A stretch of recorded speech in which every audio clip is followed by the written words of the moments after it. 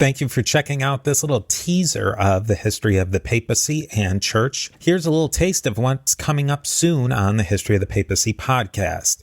Now, if you like what you hear, I'd love it if you'd leave a rating and review on Apple Podcasts or your podcatcher of choice. If you want to support the podcast even more, consider becoming a Patreon on patreon.com/history of the papacy. There are many levels and benefits for you, and you help keep the history of the papacy going. You can learn more about all of this at historyofthepapacypodcast.com. With that, here's another piece of the mosaic of the popes of Rome and Christian church, and I will definitely be talking to you more soon.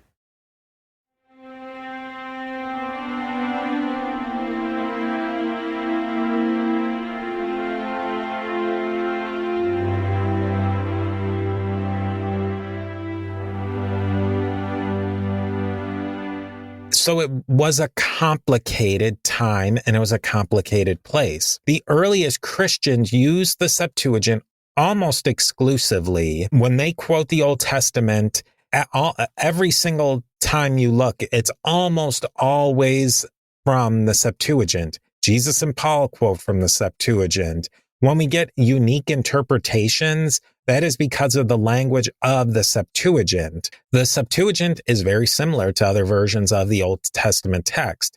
It also has some differences, though. Where do those differences come from? Translation, some of them, a different textual tradition. This causes some of the differences as well. The early Christians were using one version of this Old Testament urtext, Vorlage. We used a lot of those terms, and it was based on a specific textual tradition.